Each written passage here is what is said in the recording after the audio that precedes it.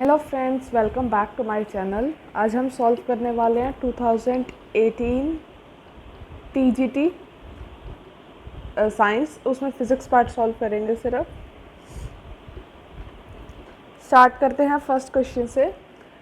इसमें बोला है when an inductor and resistor are connected in series. एक इंडक्टर लिया है और एक रजिस्टर लिया है, उन दोनों को सीरीज़ में कनेक्ट किया है इससे, और इतना करंट फ्लो कर रहा है।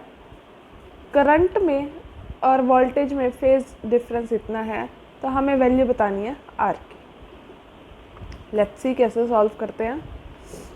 यहाँ पर हमें देखो, फिज़िक्स का एक बहुत सिंपल रूल होता है। आपको न्यूमेरिकल सॉल्व करना है तो उसमें 3 चीज़ें पता होनी चाहिए। एक, गिवन क्या है। दूसरा, निकालना क्या है, टू फाइंड। उसके बाद इन दोनों में रिलेशन। That's it. यहाँ पर EV दिया है, I दिया है, तो Z कितना हो गया हमारा? Z is the total impedance of the circuit. ये हो गया 24 ओम। यहाँ पर हमारे पास एक फॉर्मूला होता है फेज डिफरेंस का, tangent phi is equal to this. Tangent phi π/3 दिया हुआ है, ये आ गया हमारे पास रिलेशन।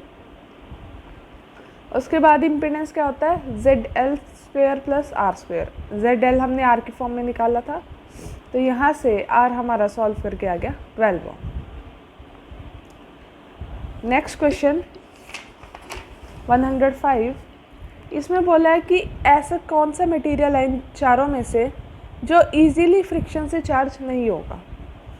फ्रिक्शन से सिर्फ और सिर्फ इंसुलेटर्स चार्ज होते हैं, कभी भी मेटल्स चार्ज नहीं होते। तो copper rod. Copper rod friction से कभी भी चार्ज होगा ही नहीं।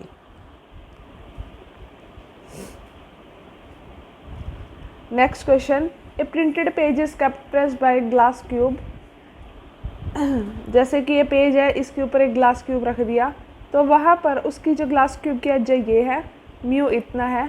हमें ये बताना है कि जो वर्ड्स है, वो लेटर्स है, वो कितना शिफ्ट हो जाएंगे। इसके अब 2 तरीके हैं। एक आपने 9th में पढ़ा था, एक +1 क्लास में आता है। +1 क्लास में तो डायरेक्ट फॉर्मूला है delta T is the shift which is equal to T × 1 - 1/μ। यहाँ पुट कर दो, सब आ जाएगा आपके पास 2 सेंटीमीटर। दूसरा क्या है? Refractive index is equal to real depth by apparent depth. Real depth हमें पता है 6, एपरेंट डेप्थ हमें निकालनी है। यहाँ से निकल गया 4, यानी कि शिफ्ट कितना हुआ? 6 - 4 is equal to 2 centimetre.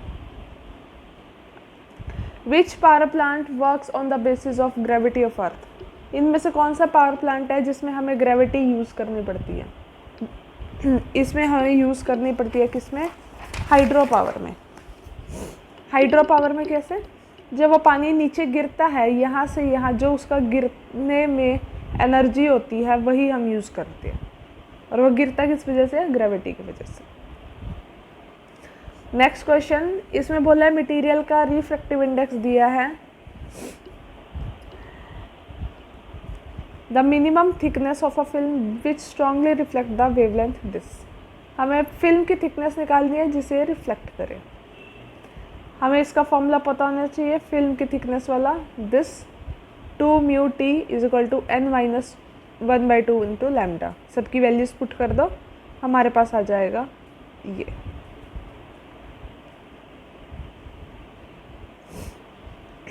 Next question,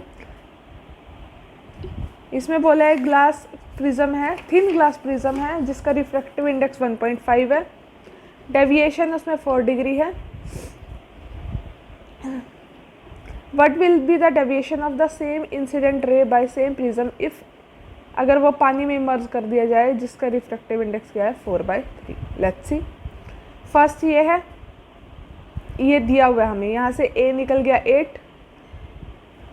next इन्होंने क्या क्या है कि दूसरे का डेविएशन कितना होगा जब वो पानी में इमर्ज है। पानी में इमर्ज है तो उसका म्यू चेंज हो जाएगा। म्यू क्या आ जाएगा? μP/μW।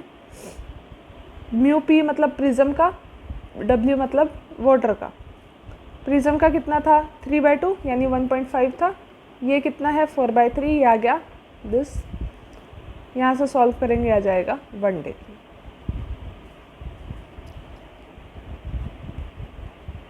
नेक्स्ट यहाँ बोला है कि 2 हीटर्स दिए हैं हमें, जो मार्किंग जिन पे क्या है दिस एंड दिस। अब ये बताना है कि इनमें से क्या स्टेटमेंट उनके लिए सही है। अब दोनों सेम हीट तो प्रोड्यूस करेंगे नहीं, ये तो एलिमिनेट कर दो, नन ऑफ दिस भी नहीं होगा। इन दोनों में से कुछ होगा, एक ज़्यादा हीट प्रोड्यूस करेगा, एक कम हीट प्रोड्यूस करेगा। कैसे? देखो यहाँ पर हमें वोल्टेज और रेजिस्टेंस दिया, उसके लिए पावर का फॉर्मूला ये होता है। तो वोल्टेज यहाँ पर कांस्टेंट है, दोनों की सेम है, तो power is inversely proportional to are.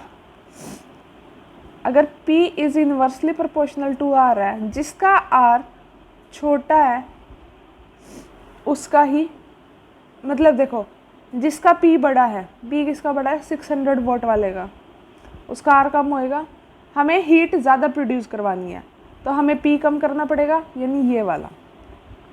इसकी P की वैल्यू कम है यानी R की वैल्यू ज़्यादा आएगी। जिसका रेजिस्टेंस ज़्यादा होता है वो हीट ज़्यादा प्रोड्यूस करता है, तो this will produce more heat. Next, the time period between a full moon to a next full moon. एक फुल मून और दूसरे फुल मून के बीच में कितनी होगा टाइम पीरियड? आपको पता है एक फुल मून और दूसरे फुल मून के बीच में टाइम पीरियड होता है 29, यानी 29 से हल्का सा ज़्यादा। Next, the magnetic field at the centre of the circular coil of radius r and carrying a current I is B. What is the magnetic field at distance this? इसका formula है, इसका डायरेक्टिव फॉर्मूला है, आपने अगर पढ़ा हो circular coil वाला, इसका फॉर्मूला होता है ये।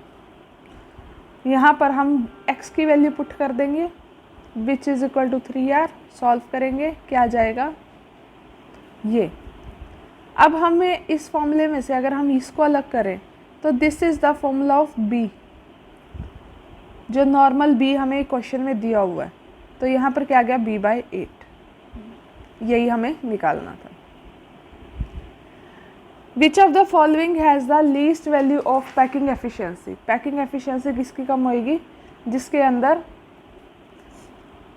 अंदर हमारे क्या पार्टिकल्स कम होंगे। किसके अंदर कम है सबसे ज़्यादा? इसमें होता है 4, इसमें भी 4, इसमें 6, इसमें 1, ये सबसे कम आएगा। The moon would depart from the gravitational field of the earth for ever if its speed is increase by. बोला है कि अगर मून की स्पीड इंक्रीज हो जाए, जो मून क्या होता है, इस अर्थ, ये अर्थ है, इसके अराउंड घूम रहा है, एक स्पीड में घूम रहा है। अगर उसकी कुछ परसेंटेज पे स्पीड बढ़ा दी जाए, वो अर्थ की ग्रेविटेशन छोड़ के निकल जाएगा। कितनी बढ़ानी पड़ेगी वो बताओ। अब एक होती है उसकी ऑर्बिटल वेलोसिटी जिसमें वो घूम रहा है, एक है उसकी एस्केप वेलोसिटी, जितनी एस्केप वेलोसिटी वो वेलोसिटी होती है, अगर किसी भी ऑब्जेक्ट को मिल जाए तो वो अर्थ की ग्रेविटी छोड़ देगा। दोनों में रिलेशन होता है ये। तो परसेंटेज इंक्रीज कितना हुआ? VE minus V0/V0 into 100। ये कितना है? ये आ गया √2 - 1, यहाँ पर आ गया हमारा 42%। अगर मतलब 42% बढ़ा दी जाए तो वो अर्थ की ग्रेविटी छोड़ के चला जाए। एक बोला है actual weight of a person is mg when lift is moving uniformly in the upward direction, the apparent wait निकालना है।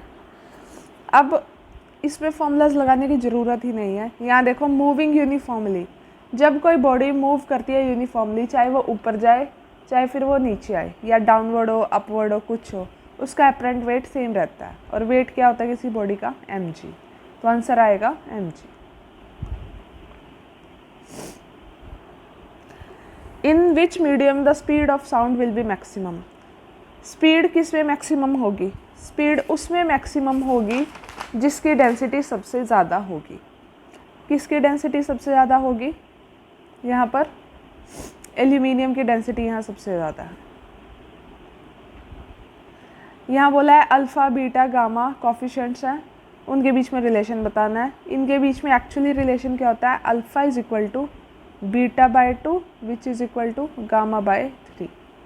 इसको एलसीएम लेके सॉल्व कर देंगे तो हमारे पास आ जाएगा ऑप्शन 1।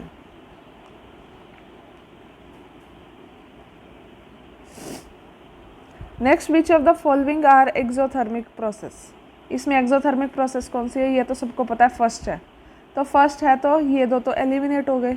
इसके साथ मेल्टिंग ऑफ आइस एक्सोथर्मिक नहीं है, ये भी नहीं है। डाइल्यूशन ऑफ एसिड एक्सोथर्मिक है। तो यहाँ पर आंसर क्या आ गया हमारा? Option 3। A particle executes SHM of a amplitude this, time period this, minimum time period required for the particle to move between 2 points this। हमें क्या दिया हुआ है? A दिया हुआ है, T दिया हुआ है। हमें क्या दिया हुआ है? A sin थीटा, यानी एक साइड घूमा है जब A sin theta 12.5। Sine theta क्या आ गया यहाँ से? A की वैल्यू दी थी 1/2, थीटा 30 डिग्री हो गया। अगर time taken for 360 is 3 second, अगर 360 घूमने के लिए उसने 3 सेकेंड लिया, टाइम पीरियड का मतलब ये हुआ time to take for 2 theta. देखो यहाँ से यहाँ जाएगा फिर वापस आएगा, 2 बार घूमा ना, तो उसके लिए उसने कितना टाइम लिया? 3 × 60/360, यानी कि 0.5 सेकेंड। यहाँ पर बोला 3 रजिस्टर है 3 ओम के, उनको एक ट्रायंगल की फॉर्म में लगा दिया। किसी भी 2 पॉइंट के बीच में हमें अगर रेजिस्टेंस निकालना है तो कितना आएगा? लेट्स सी, इस तरह लगा दिया 1 2 3। सपोज मुझे ए और बी के बीच में इक्विवेलेंट रेजिस्टेंस निकालना है, तो ए से बी जाने के 2 रास्ते हैं, 1 2। ये कितना हो गया? 6, ये कितना है? 3। 6 और 3 क्या हो गया? पैरेलल में, उनका निकाल देंगे तो आ जाएगा हमारे पास 2 ohm. 2 ohm is the equivalent resistance between the 2 vertices of a triangle when 3 equal resistance are connected on the sides of the triangle. Next question, in the linear simple harmonic motion of a particle, the extreme position of the particle। देखो अब यहाँ पर एक चीज़ है, या तो particle extreme पे हो सकता है या मीन पोजीशन पे। दोनों में दोनों ना तो मैक्सिमम हो सकते हैं ना दोनों मिनिमम हो सकते हैं, तो इन दोनों में से ऑप्शन आएगा। तो यहाँ पर क्या आएगा? वेलोसिटी मिनिमम हो जाएगी और एक्सेलरेशन मैक्सिमम हो जाएगी एक्सट्रीम पे। Next, a uniform length of chair of length L and mass M lying on a smooth table, उसका 1/3 पार्ट हमने हैंग कर दिया एज से, तो हमें बताना है work done to pull the chain on the table. Work done हम स्मॉल पार्टिकल में निकालेंगे और उसे क्या कर देंगे? उसको हम इंटीग्रेट कर देंगे। मास ऑफ dx लेंथ क्या आएगा? dx × m/l। अगर आपने इनर्शिया वाला टॉपिक पढ़ा हो वहाँ पर हम ये चीज़ निकाला करते थे। तो dw क्या आएगा? dm × w क्या होता है? mgh। तो यहाँ पर हमें स्मॉल पार्टिकल का निकालना है, तो dm की वैल्यू पुट कर दो, ये बच गया। इसको इंटीग्रेट कर दो, कहाँ से कहाँ तक? लेंथ कितनी लटकाई हुई है? l/3, 0 से l/3 इंटीग्रेट कर देंगे तो हमारे पास आ जाएगा mgl/18 जूल। नेक्स्ट, इसमें बोला है कि height of Niagara fall is 50 मीटर if J is this the difference in the temperature of top level and bottom level. ये कुछ अलग क्वेश्चन है, इसका फॉर्मूला होता है direct mgh is equal to ms theta. Theta is the change in temperature. s क्या हो गया यहाँ पर? जो हमें J दिया हुआ है इंटू 1000 कर देंगे तो हमारे पास आ गया ये। लास्ट क्वेश्चन, इसमें बोला है कि एक बुलेट है गन से फायर की गई है उसकी फोर्स इतनी थी, इतनी लगाई उसने। The force on the bullet is reduce to 0 as soon it's leave. हमें इम्पल्स निकालना है। फोर्स कितनी है ये, जब ये 0 हो जाएगी फोर्स तो टी की वैल्यू आ जाएगी दिस।